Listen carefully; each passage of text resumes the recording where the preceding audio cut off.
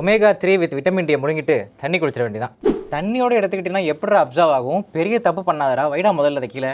தண்ணி குடிக்கக்கூடாதுன்னா அப்புறம் வேறு என்னத்தை குடிக்கிறது? பால் இல்லைன்னா மோரோட எடுத்துக்கணும், அப்போ தான் அப்சர்வ் ஆகும். வைட்டமின் டி இதெல்லாம் ஃபேட் சாலபிள் விட்டமின்ஸ். இதை தண்ணி குடித்தோம்னா அதோட அப்சார்ப்ஷன் சரியாக இருக்காது.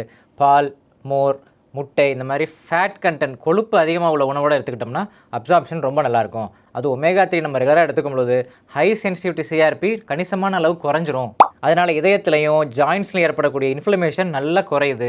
தைராய்டு மாத்திரையும் விடிய காலையிலே முழுங்கிடணும். ஏன்னு கேட்டிங்கன்னா நைட் டைமில் டிஎஸ்ஹெச் லெவல்ஸ் அதிகமாக இருக்கும். அதுவும் விடிய காலையில் 4 மணிக்கெல்லாம் உச்சத்தில் இருக்கும். முடிஞ்சால் காலையில் 4 மணிக்கு அலாரம் வச்சு எந்திரிச்சு தைராய்டு மாத்திரை முழுங்கிட்டு அதுக்கப்புறம் 1 ஹவருக்கு அப்புறம் தான் டீ, காஃபி எதுவாக இருந்தாலும் நம்ம சாப்பிட்ணும். இன்றைக்கி ஒரு அம்மா வந்தாங்க, 200 மைக்ரோகிராம் தைராய்டு மாத்திரை சாப்பிட்ருக்கேன்னு சொன்னாங்க. எப்படிம்மா சாப்பிட்றீங்க அப்படின்னு. மாத்திரையை போட்டுட்டு உடனே காஃபி குடிச்சிடும்னாங்க. அதனால தான் உங்களுக்கு சரியாக அப்சார்ப்ஷனே ஆகலை, தைராய்டும் கண்ட்ரோலுக்கே வரல. ஸோ கரெக்டான டைமில் மருந்து எடுத்துக்கிறது ரொம்ப ரொம்ப முக்கியம். கொலஸ்ட்ரால் மாத்திரை நம்ம நைட் டைமில் எடுக்கணும். ஏன்னா நைட் டைமில் தான் ஹெச்எம்ஜி கோஏ ரிடக்டேஸோட ஆக்டிவிட்டி அதிகமாக இருக்கும்.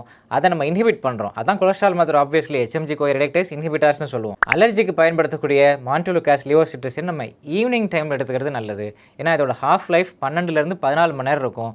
நைட்டு தூங்குறதுக்கு முன்னாடி போட்டோம்னா காலையில் நம்ம எந்திரிக்கும் பொழுது ரொம்ப ட்ரௌசியாக இருக்கும், தூக்கமாக வரும். அதனால் ஈவினிங் 5 o'clock போட்டோம்னா ஏர்லி மார்னிங் செடேஷன் நமக்கு இருக்காது.